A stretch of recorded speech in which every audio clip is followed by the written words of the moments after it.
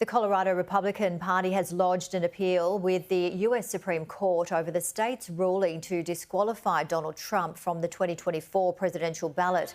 Last week, the Colorado Supreme Court invoked the insurrection ban clause within the 14th Amendment to disqualify Mr. Trump over his role in the January 6 riots. Mr. Trump is also expected to file his own appeal against the decision before January 4, when the state expires on the Colorado decision, and other state courts have rejected similar pushes to keep him off the primary ballot, but have not ruled whether he can still appear on presidential ballots if he wins the Republic nomination. Well, joining me live is Sky News US analyst Michael Ware. Michael, thank you so much for joining us. It's certainly heating up as we head into next year and the elections in the Iowa caucuses. What can you tell us, in your opinion, on the situation in Colorado? Well, Colorado is just one of many legal issues that are hanging over this entire election. In fact, the American Supreme Court is hovering above this election because there's certain key legal questions that many people are pushing to have answered to see how this election may proceed and how the prosecution of the allegations against former President Trump may or may not proceed. Now, obviously, President Trump's legal team is doing the usual Trumpian legal tactic: delay, delay, delay.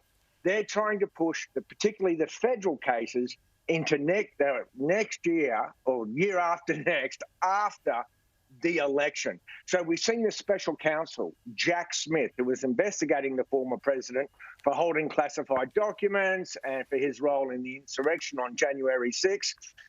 That special counsel asked the Supreme Court to hear an application to decide a key question, which is President Trump claims that he has a special kind of qualified privilege for any action he took as president. He said there's nothing that he can do that is essentially illegal, and the special counsel wanted that answered. But the Supreme Court refused to hear that just yet. So that's going to be working its way through the courts in several states for several reasons. When it comes to keeping former president off the ballot, the Colorado Supreme Court invoked Section 3 of the 14th Amendment to say that a public office holder cannot be involved in an insurrection.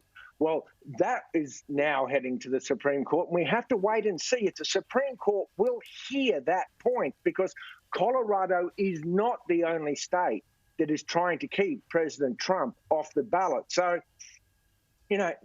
not since Bush v. Gore back in 2000 have we seen the country's ultimate court so heavily involved and with such responsibility for this upcoming presidential election. It's looking fascinating, isn't it? What do you think about a rematch between Biden and Trump? Do you think that is looking likely?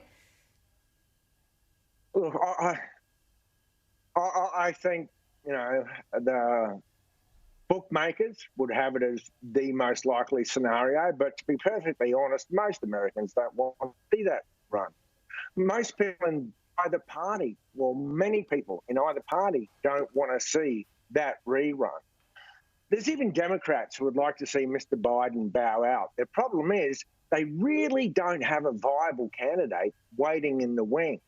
And there's a core within the Republican Party that's outside the MAGA base, the old school small c conservatives, who would desperately like not to see President Trump run. But as it stands right now, with Mr. Trump, former President Trump leading so far in the polls in the primaries, it seems almost certain that it's going to be Biden v. Trump. But I'll just note that there is a momentum candidate in the Republican primaries, and that's Nikki Haley. Now, she's got a steep hill, a mountain to climb, an Everest, but she's the one with all the juice behind her right now. What do you make of her comments saying the US Civil War was, when asked about what the Civil War was, and not really talking about slavery until asked again. I think she quoted it the next day.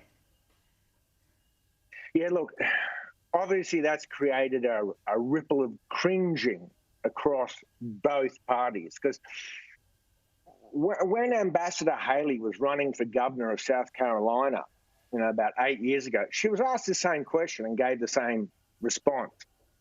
Here at a sort of public meeting, a voter who'd heard her say that years ago asked the same question again, as he said, to see if she'd say anything different.